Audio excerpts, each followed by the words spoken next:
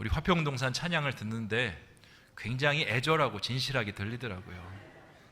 네, 우리 주 이렇게 하니까 이게 정말 간절하게 주님을 찾는구나 라는 이런 생각이 들었습니다. 귀한 찬양 너무 감사드립니다. 오늘 우리는 이 자리에 기도하러 나왔습니다. 아멘이십니까? 네. 기도하러 나왔으면 기도가 응답돼야 되는 것이 우리의 바람일 것입니다. 그런데 우리가 기도할 때 응답이 잘 안 되는 게 문제입니다. 우리는 정말 부르짖으면서 하나님 앞에 매일매일의 시간을 드리면서 간절한 마음의 소원들을 내려놓는데 하나님께서 그것을 헤아려 주시고 잘 들어주시면 좋겠는데 그 기도가 더디 응답되고 어떨 때는 응답되지 않을 때가 있습니다. 도대체 무엇이 문제인가? 왜 하나님께서는 우리의 기도에 대해서 이렇게 응답하지 않으신가? 오늘은 여기에 대해서 좀 같이 말씀을 상고해 보고자 합니다. 사무엘상 8장에는요 이스라엘 백성들이 사무엘에게 왕을 요구합니다. 그런데 하나님께서 이 일에 대해서 기뻐하십니까? 기뻐하지 않으십니까? 기뻐하지 않으십니다. 하나님께서 기뻐하지 않으신데 재미있는 게 뭐냐면 이 백성들의 요청을 허락하십니다. 그리고 오늘 말씀에서 기스의 아들 사울이라는 이스라엘 초대 왕을 허락하십니다. 여기서 고개가 갸우뚱해집니다. 하나님께서 응답하실 때에는 하나님의 마음에 들 때 응답하시는 것으로 생각을 했는데 오늘 말씀을 보니까 하나님께서 마음에 들어 하지 않는데도 응답을 하시는 것을 볼 수가 있습니다. 도대체 왜 이런 일이 일어나는 것일까요? 하나님께서 왕을 세우고자 하는 그런 뜻이 과연 하나님께서 싫어하는 뜻이 맞을까요? 여러 가지 생각이 복잡하게 이 말씀 속에 우리에게 찾아옵니다. 우리는 이 말씀을 같이 오늘 좀 깊이 나누고자 합니다. 우리가 이 사건을 접근할 때 두 가지 측면을 봐야 됩니다. 제도가 문제이냐 아니면 마음이 문제이냐. 무슨 말이냐? 하나님께서 왕을 세워주십시오라는 그런 백성들이 요청을 드렸을 때 하나님께서 과연 이 왕을 세우는 제도가 마음에 들지 않아서 하나님께서 불편해 하셨는지 아니면 그들의 마음이 하나님께 합한 선한 마음이 아니어서 불편해 하셨는지 이것을 잘 살펴보는 것이 먼저 필요합니다. 신명기 17장 14절에서 15절까지의 말씀을 읽어보면 하나님께서는요 왕을 세우는 것을 막지도 않으시고 불편해하지도 않으시고 오히려 권장하셨던 것을 볼 수가 있습니다. 우리 신명기 17장 14절에서 15절까지의 말씀을 같이 한번 읽어보겠습니다. 시작. 내가 내 하나님 여호와께서 내게 주시는 땅에 이르러 그 땅을 차지하고 거주할 때에 만일 우리도 우리 주위의 모든 민족들 같이 우리 위에 왕을 세워야겠다는 생각이 나거든 반드시 내 하나님 여호와께서 택하신 자를 내 위에 왕으로 세울 것이며 내 위에 왕을 세우려면 내 형제 중에서 한 사람을 할 것이요 내 형제 아닌 타국인을 내 위에 세우지 말 것이며. 아멘. 여기서 하나님께서 왕에 대해서 뭐라 말씀하십니까? 왕을 세워도 된다라고 말씀하십니까? 세우지 말라라고 말씀하십니까? 세워도 된다라고 말씀하십니다.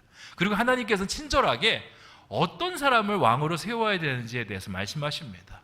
반드시 내가 선택한 사람을 세우고 그리고 내국인들 중에 왕을 세우라라고 말씀하십니다. 이 신명기서는요 이스라엘 백성들이 가나안 땅으로 들어오기 전에 광야에서 쓰여진 책입니다. 그러니까 하나님께서 가나안 땅에 들어오기 전부터 왕정시대로 넘어갈 것을 어느 정도 염두에 두셨습니다. 그리고 미리 어떻게 세워야 되는지 말씀하고 있는 것입니다. 그런데 우리가 사무엘서의 말씀을 읽어보면요 하나님께서 왕을 세우는 것을 굉장히 불편해 하십니다. 도대체 왜 하나님께서 그 왕을 세우는 것을 불편해 할까? 그것은 바로 마음 때문입니다.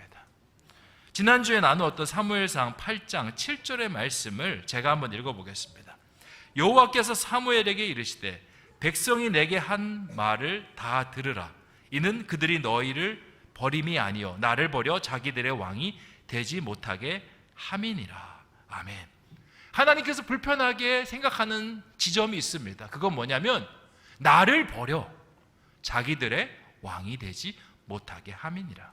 이거 왕정 제도가 문제가 아니라 그들의 마음이 문제였다라고 하나님께서 말씀하시는 겁니다. 자, 이것을 우리의 기도로 가지고 올 때 보이는 것이 있습니다. 그리스도인은요, 기도할 때 응답이 되지 않을 때 무엇이 문제인지 두 부분에서 생각해야 됩니다. 과연 그 내용이 문제인지 아니면 그의 이 기도를 하는 우리의 마음의 문제인지 분명히 살피는 것이 필요합니다. 왜냐? 문제의 근원을 알아야 문제를 풀 수 있고 기도 불응답에서 기도 응답으로 그것을 바꿔나갈 수 있기 때문에 그렇습니다. 마음이 문제인데 자꾸 제도를 탓하면요, 문제는 절대 풀리지 않습니다. 제도가 문제인데 마음만 계속 만지면요, 그것도 문제가 풀 수 없습니다. 무엇이 문제인지 정확하게 들여다보고 그것을 개선해 나가는 것이 우리의 삶 속에 기도 응답을 해나갈 수 있는 겁니다. 예를 들어 볼까요? 우리 청년들 요즘 취업이라든지 미래에 대해서 기도를 많이 하고 있지 않습니까?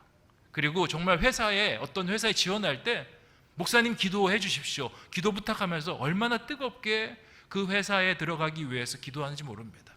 우리 청소년 자녀를 둔 부모님들은 어떻습니까? 제가 대신방을 하면서도 자녀들 하나님 꿈 주시옵소서, 그리고 꿈을 이미 받은 아이들은 그 꿈을 향해서 나아갈 수 있는 힘과 주변에 좋은 사람들을 붙여주시옵소서, 그 기도를 많이 합니다. 그리고 저도 그 기도를 축복해주고 그렇게 뒤에서 영적으로 지원해 줍니다. 그런데 그렇게 기도를 하고 하나님 앞에 나아가고 때로는 하나님께서 이런 비전을 나에게 주셨습니다, 확고한 신념으로 나아가는데 갑자기 앞에 큰 장애물이 찾아옵니다. 그 문제, 그 일들을 해나가는데 큰 걸림돌들이 생깁니다. 그러면 대부분의 사람들이 어떻게 반응하냐면, 하나님께서 이 일을 원하지 않으신가? 우리 아이들을 향한 하나님의 계획이 이것이 아닌가? 이런 생각을 한다는 겁니다. 청년들과 자녀들뿐만 그런 생각을 하는 것이 아니라 어른들도 마찬가지예요. 하나님께서 분명히 나에게 이 사업을 하라고 사업 아이템을 주셨습니다. 근데 사업을 하나님 앞에 기도하면서 해나가는데 어려움이 옵니다.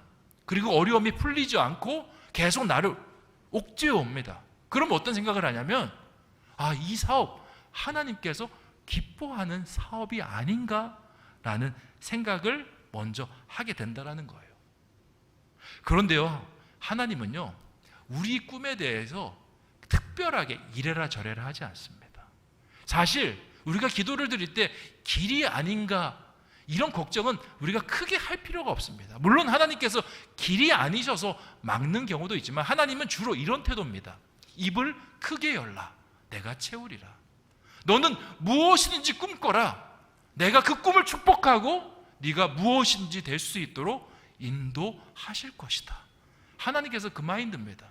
하나님은 우리에게 자유를 주셨고요, 마음껏 꿈꾸게 하고 마음껏 무엇인가를 할 수 있도록 하셨습니다. 제가 예전에 미국에서 사역을 할 때 이 청소년 애들이요, 꿈이 없어요. 우리나라만 하면, 우리나라는 이 초등학생 애들도요, 꿈을 이야기하려면 아주 꿈을 기가 막히게 얘기합니다. 넌 꿈이 뭐야? 저는 변호사입니다, 저는 의사입니다, 저는 뭐 합니다. 변호사가 뭔지 의사가 뭔지도 모르는데 그냥 정확하게 꿈을 이야기해요. 근데 제가 미국에 가서 청소년 사역을 하는데 청소년들한테 꿈이 뭐냐고 물어봤더니 아무도 대답을 안 해요. 자기한테 그런 질문을 했던 사람이 목사님이 처음이라고 그렇게 이야기하더라고요. 그래서 제가 얘네들은 왜 꿈이 없지? 왜 아무 생각 없이 살아가는 것 같지? 이런 생각을 하고 있었는데 그 청소년 아이들의 부모님, 그 부모님 중에 1.5세라고, 그러니까 어렸을 때 미국에 와서 자란 부모님과 한번 대화할 기회가 있었습니다. 애들이 왜 이렇게 꿈이 없어요, 집사님? 그렇게 이제 물었는데 집사님이 이렇게 이야기합니다. 저도 어렸을 때 미국에 왔을 때 목사님과 똑같은 질문을 했었습니다. 그런데 제가 미국에 있다 보니까 왜 아이들이 꿈이 없는지 알게 됐습니다. 뭔데요? 미국의 교육 시스템은요, 이렇게 한다라는 거예요. 너는 뭐든지 될 수 있어. 너는 뭐든지 새롭게 시작할 수 있어. 지금 하던 거 마음에 안 들면 다시 처음부터 다른 거 하면 돼 라고 가르치는 것이 미국의 교육 시스템이라는 거예요. 그래서 꿈을 설정하는 걸 최대로 뒤로 미룬다는 겁니다. 그래서 대학교에 들어가면 이제 학부라 그러죠. 언더그레이주에이트. 어떤 전문 분야를 배우는 게 아니라 전체를 배웁니다.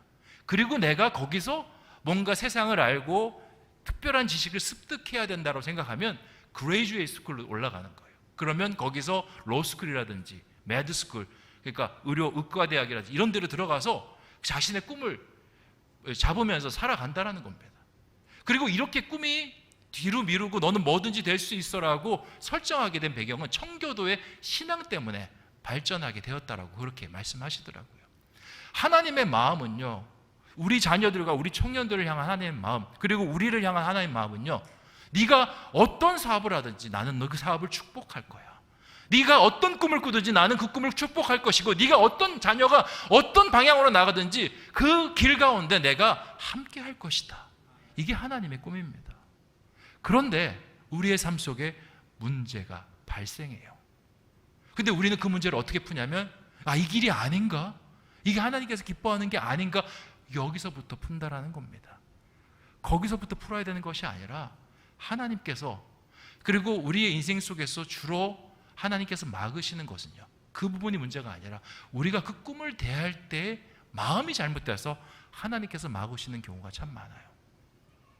하나님께서 우리의 꿈 속에 가장 원하시는 것이 무엇이라 생각하십니까? 여러분은 여러분의 자녀, 여러분의 인생의 꿈을 설정할 때 무엇을 가장 중요한 가치로 설정하셨습니까? 하나님이십니까? 아닐 겁니다. 대부분 부모님도 그렇고 대부분 나도 그렇고 세상에서 어떻게 하면 성공할 수 있을까? 세상에서 어떻게 하면 내가 잘 될 수 있을까? 거기서부터 출발한다는 거예요. 그게 중심이 되고 그게 중심이 돼서 삶을 이끌어 나갈 때 하나님께서 무슨 말씀을 하시냐? 잠깐 멈추라는 말씀하십니다. 그거 아니야. 그렇게 살아가면 안 돼 라고 길을 막으시는 거예요. 그런데 하나님으로부터 출발하고 하나님으로부터 시작해서 함께 만들어가는 사람은요, 오히려 어떤 어려움이 오더라도 하나님과 함께 풀어갈 수 있는 그런 믿음의 자세로 문제를 대하는 경우가 얼마나 많은지 모릅니다. 어떤 청년이 있었습니다. 어떤 청년이 취업을 하려고 이제 오랫동안 기도를 해왔습니다.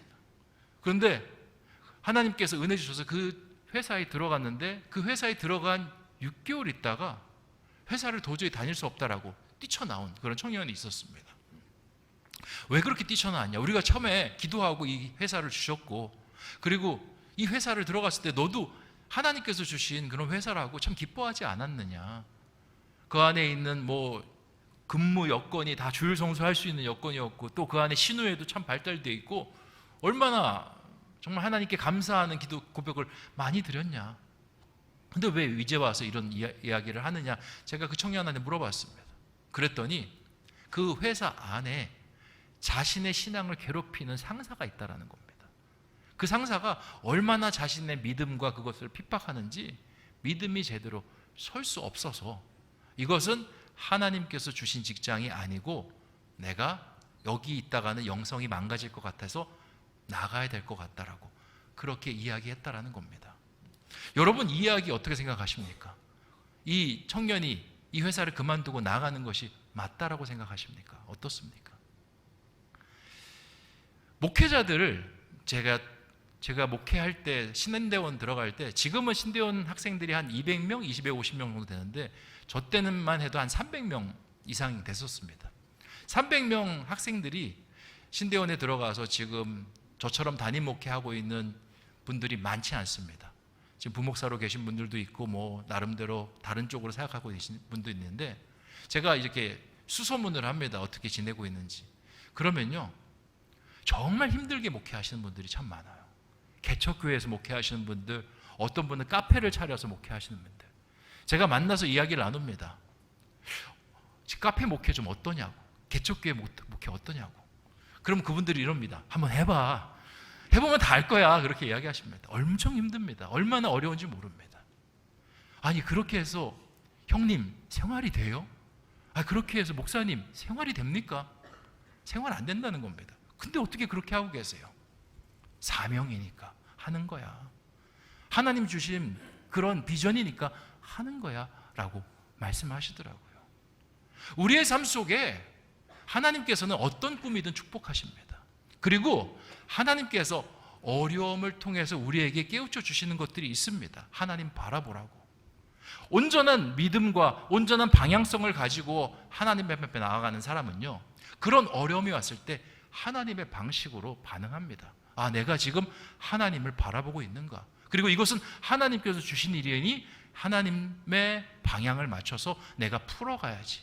그런데 그게 제대로 안 돼 있는 사람은요, 아, 이 길이 아닌가? 이게 아닌가? 다른 길이 맞나?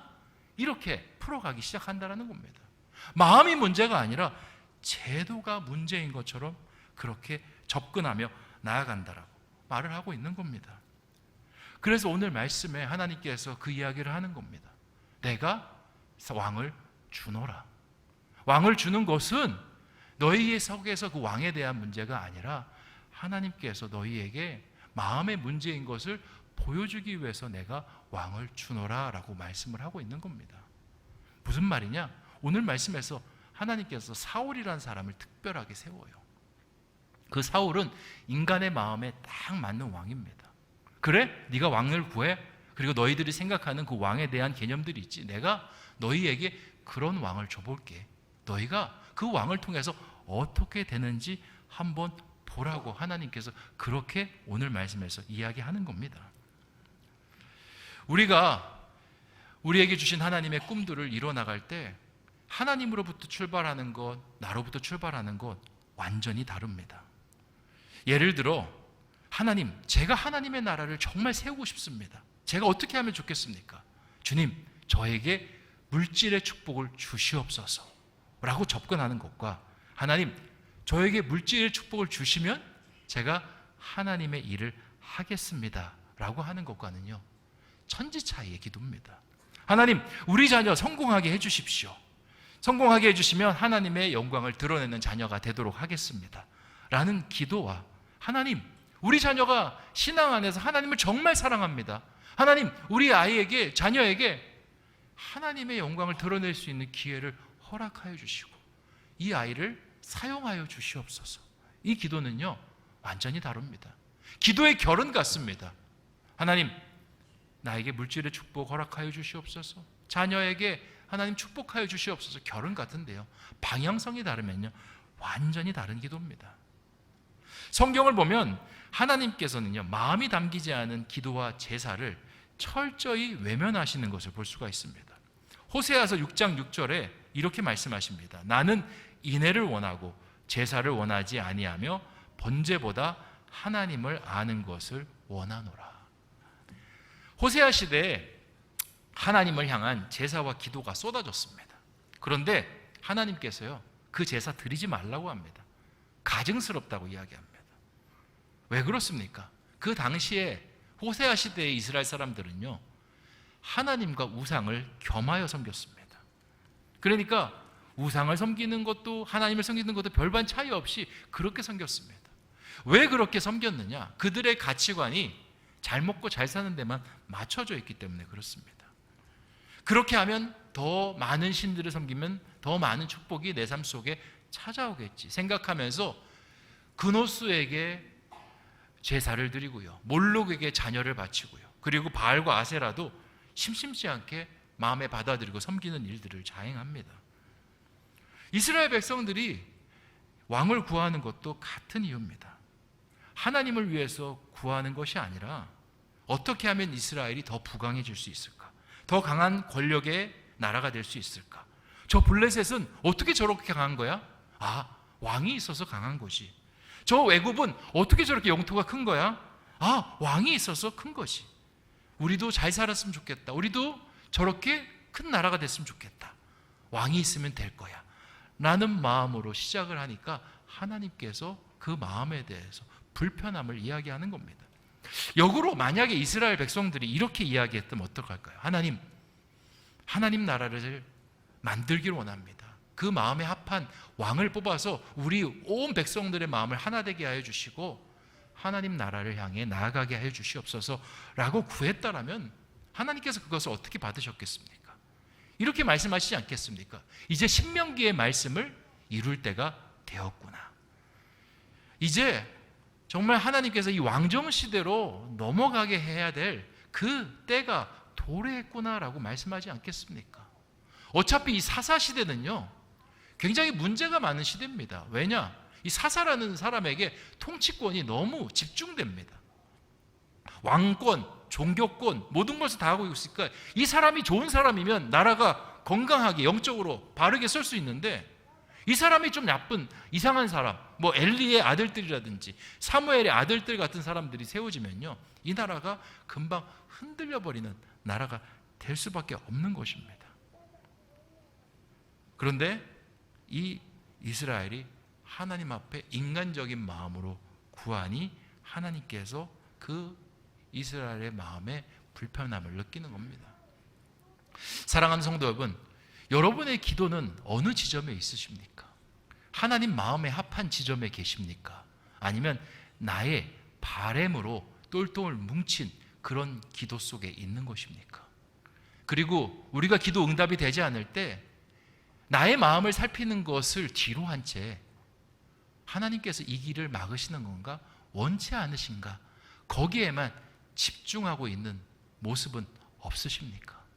그리고 내가 기도를 드릴 때 하나님 나라가 목표가 아니라 자꾸 세상에 있는 것들이 내 머릿속과 내 마음을 지배해서 자꾸 그 안에서 기도가 파생되어 나오는 것은 아니십니까? 그러면요, 기도가 응답이 없습니다. 그리고 하나님께서는 그런 기도를 도와주시지 않으십니다.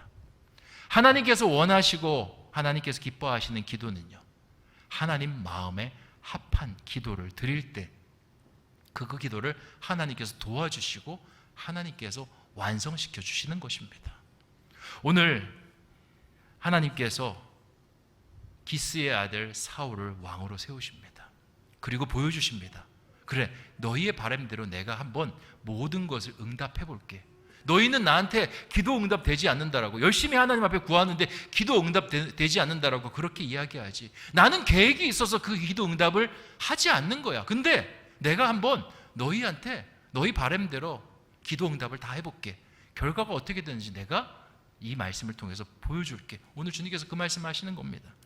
9장 1절을 보니까 하나님께서 이스라엘의 왕을 세워주십니다. 1절 말씀 같이 읽겠습니다. 시작.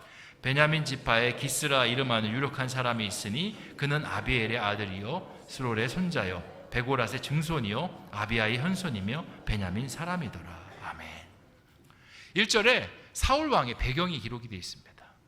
성경에는 특징이 있습니다. 어떤 사람을 설명할 때 그 사람의 그 조상, 백그라운드를 설명할 때는요, 이 사람이 굉장히 뼈대가 있는 가문의 사람인 것을 나타내는 겁니다. 보통 누구의 아들 이 정도만 설명하는데 오늘 말씀에서 누구의 손자요, 증손이요, 현손이요, 어느 지파 사람, 이 사람은요 굉장히 이스라엘 안에서 유력자입니다. 또 오늘 말씀에서 기스라 이름하는 유력한 사람이었다라고 이야기합니다. 그러니까 보통 내기의 가문에 있는 사람이 아니었던 겁니다. 우리는 유력자라는 말을 좀 주목해 볼 필요 있습니다. 이 사무엘 시대에는요 계층이 세 계층이었습니다. 유력자 계층이 있고요, 제사장 계층이 있고, 그리고 평민 계층이 있습니다. 이스라엘을 원래 통치하던 계층은 제사장 계층이었어요. 엘리 제사장, 사무엘 제사장. 근데 이 제사장들이 나라를 다스리면 이 천민 계층들이 나라가 하나님의 뜻 안에서 좀 자신들에게도 뭔가 유익한 좋은 나라가 될 것이라고 생각을 해왔습니다. 그런데 이 제사장들이 그렇게 나라를 안 만들어 갑니다. 유력자들과 똑같습니다. 자기 아들 사사 앉혀놓고 그 자신의 권력을 대물림하고 세습하는 겁니다. 그리고 자신들은 여전히 가난하게 사는 거예요. 그러다 보니까 이 천민 계층들이 불만을 갖기 시작합니다. 제사장 계층들에게. 그러면서 이 유력자 계층이 떠오르게 되는데, 이 유력자 계층은요 봉건 지주들입니다. 요 이제 사무엘 시대가 청동기 시대에서 철기 시대로 넘어갈 때인데, 농사 기술과 이 무기 만드는 기술이 급속도로 발전되면서 인구가 막 폭발적으로 증가하고 수확량이 아주 많아지기 시작합니다. 그러면서 사회에서 어떤 구조가 생기냐면 부자들이 생기고요, 부자들이 자신의 부를 지키기 위해서 용병들을 고용하는 일들이 생깁니다. 그러니까 봉건 지주 안에 돈도 많고 그 지주가 자신의 사설 군대들도 거느리는 그런 형태가 됩니다. 그리고 그 사람들이 이제 소작농들을 관리하고 있죠. 그 소작농들에게 가끔씩 호의를 베풉니다. 그러니까 그 호의에 이 하층민들이 굉장히 매료됩니다. 그리고는 이야기를 만들어서 그들에게 전합니다. 유력자들 중에 왕을 너희가 뽑아주면 너희의 인생 속에 굉장히 유익이 있을 것이고 이스라엘은 훨씬 더 강한 나라가 될 것이다. 다른 나라들 봐라, 다 그렇게 왕이 세워지지 않았냐. 그래서 이제 백성들을 막 부추기는 겁니다. 그래서 백성들이 들고 일어나서 사무엘을 찾아가서 왕을 세워주십시오 라고 이야기를 하고요. 그리고 이제 왕이 세워지는 겁니다. 누가 세워지냐? 유력자 가문 중에 가문인 이 기스의 아들 이제 사울이 세워지게 되는 거예요. 그리고 이제 사울이 이제 배경적으로는 이런 인물인데 그러면 그의 개인적인 됨됨이는 어떠한가? 2절에 기록이 되어 있습니다. 2절 말씀도 함께 읽어보도록 하겠습니다. 시작.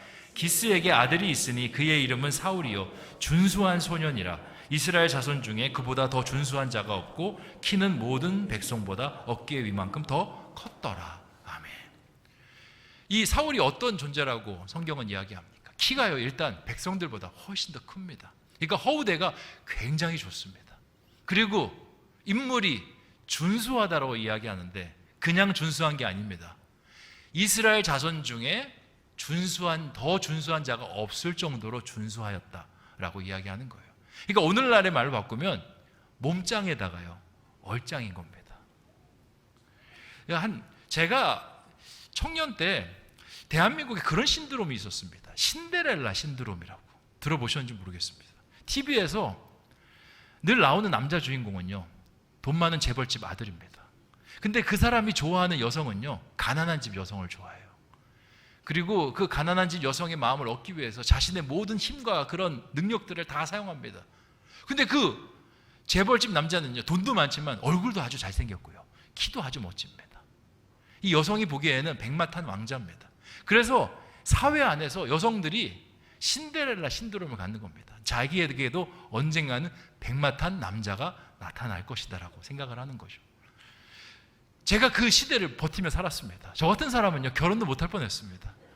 지금 감사하게도 지금 사모님 믿음으로 그 사모되기 서원했던 그 사모님 때문에 결혼을 할 수 있었던 겁니다. 그런 사람이 바로 이 사울이었던 겁니다. 근데 이 사울은요 얼굴짱 몸짱 거기뿐만 아니라 이 마음도 굉장히 따뜻한 사람이었어요. 3절 4절을 보니까 사울의 아버지 기스가 암나기들을 잃었습니다. 그의 아들 사울을 불러 이 암나기들을 좀 찾아오라라고 명령을 내립니다. 그러자 그가 에브라임 산지를 다 뒤지고요 살리사 땅을 두루 살피고요 찾지 못하니까 사알림 땅으로 가고 베냐민 땅으로 가서 그 암나기를 찾으려는 그런 노력을 벌입니다. 책임감까지 너무나 탁월할 정도로 좋은 사람입니다. 가끔씩 청년들 중에 이런 말을 합니다. 저 사람은 어떻게 저렇게 얼굴도 잘생기고 키도 크고 저렇게 못하는 것이 없을까? 옆에 있는 사람이 이야기합니다. 혓바닥은 못생겼을 거야. 대장은 못생겼지 않을까? 소장은 좀 약간 더 이상하지 않을까? 이렇게 이야기를 하더라고요. 지금 이 사울이 그렇습니다. 외모도 준수하고 그리고 됨됨이도 책임감이 굉장히 강한 사람이에요. 그러니까 부족한 것이 하나도 없는 사람인 겁니다. 이런 사람이 왕으로 세워지니 사람들이 어떻게 합니까? 왕으로 세워질 때 모습을 보면 사람들이 환호를 합니다. 이스라엘의 왕이 될 만한 사람이 됐다라고 막 좋아합니다. 우리도 이렇게 생각합니다. 이런 사람이 왕이 되면요 우리의 나라가 잘 살 것이다. 우리의 나라가 새로운 변화를 일으키실 거다라고 생각을 합니다. 흠이 하나도 없는데 말씀을 찬찬히 읽어보면 흠이 하나 보입니다. 그리고 그 흠이 너무나 중대한 흠이에요. 암나기를 찾으러 가서 암나기를 아무리 찾아도 찾지 못합니다. 그러자 돌아가야겠다 하는데 사환이 한 가지 제안을 합니다. 이 근처에 숲이라는 이 마을에 하나님의 선지자가 있는데 선견자라는 사람이 있는데 그 사람에게 찾아가서 좀 이 문제를 해결해 달라고 구하면 어떻겠습니까? 라는 제안을 합니다. 그러자 사울이 어떻게 대답하냐면 7절 말씀 같이 한번 읽어보도록 하겠습니다. 시작. 사울이 그의 사원에게 이르되 우리가 가면 그 사람에게 무엇을 드리겠느냐? 우리 주머니에 먹을 것이 다하였으니 하나님의 사람에게 드릴 예물이 없도다. 무엇이 있느냐 하니. 아멘. 사울이 하나님의 사람을 찾아가야 된다는데 뭐부터 걱정합니까?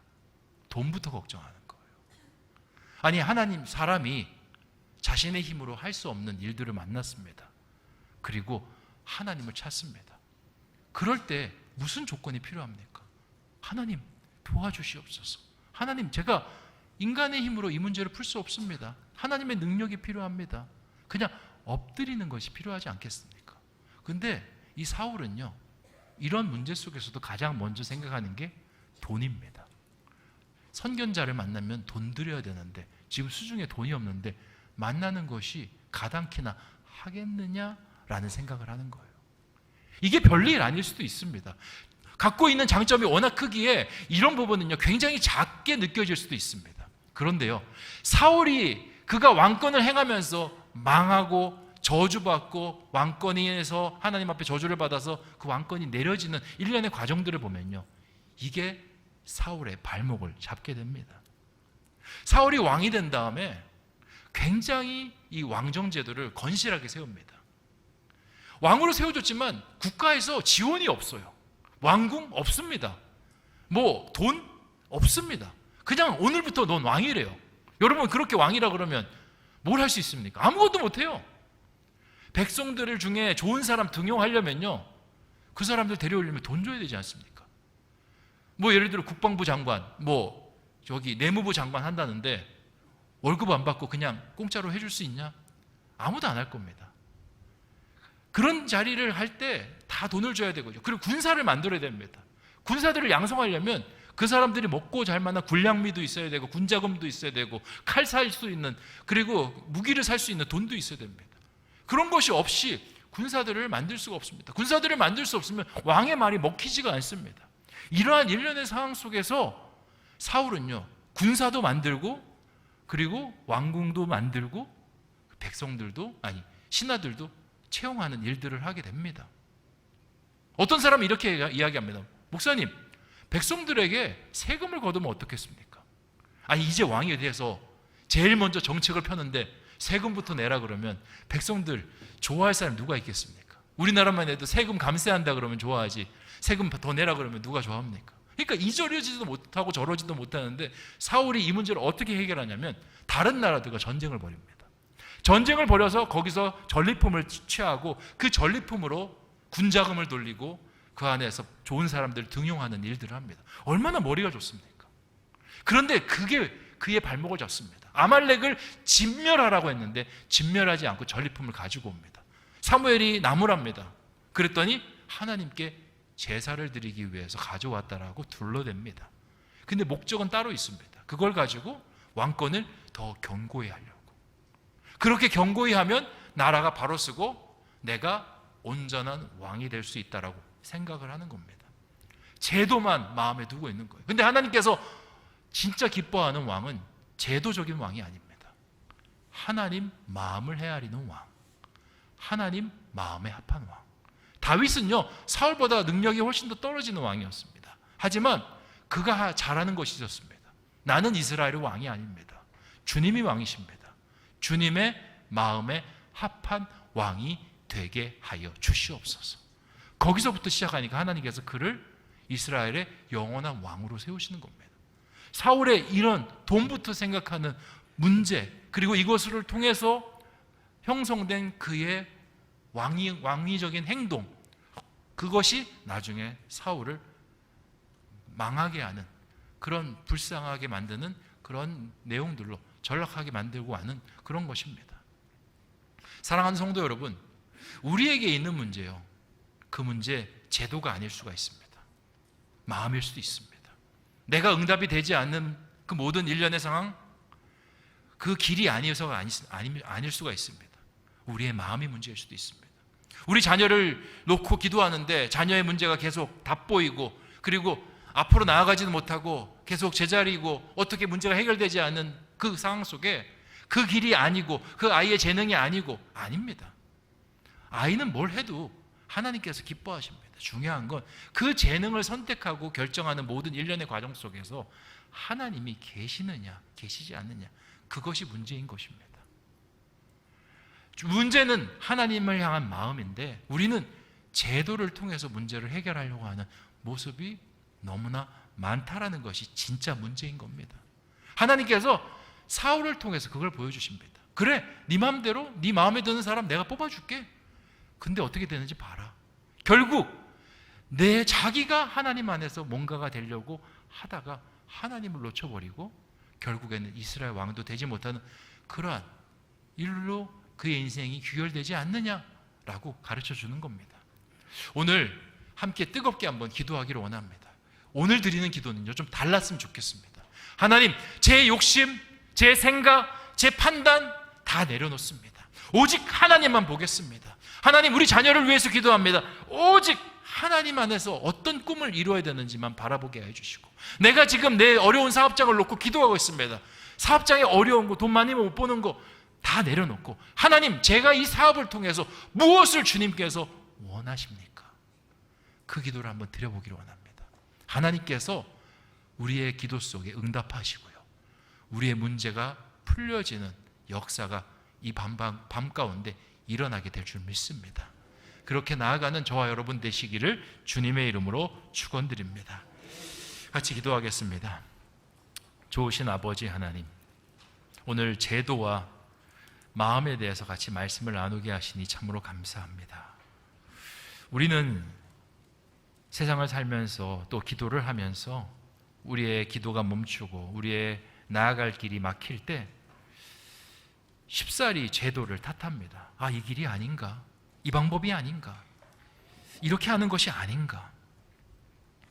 그리고 거기에 매여서 빠져나오질 못합니다. 주님께서 말씀하십니다. 그게 문제가 아니라고. 그 길로 나아가는 너의 마음이 문제라고. 네 자녀를 구하는 너의 마음이 문제고, 네 비전을 위해서 구하는 너의 마음이 문제고, 네가 사업을 해나가고 건강을 지켜나가는 네 마음이 문제라고 주님 말씀하십니다. 주님, 우리가 우리의 문제의 방향을 정확하게 보게 하여 주시고, 그것을 통해서 하나님의 그 멈추심을 다시 열림으로 바꾸어내는 믿음의 성도 되게 하여 주시옵소서. 간절히 원하오며 모든 말씀 예수님의 이름으로 기도하옵나이다. 아멘.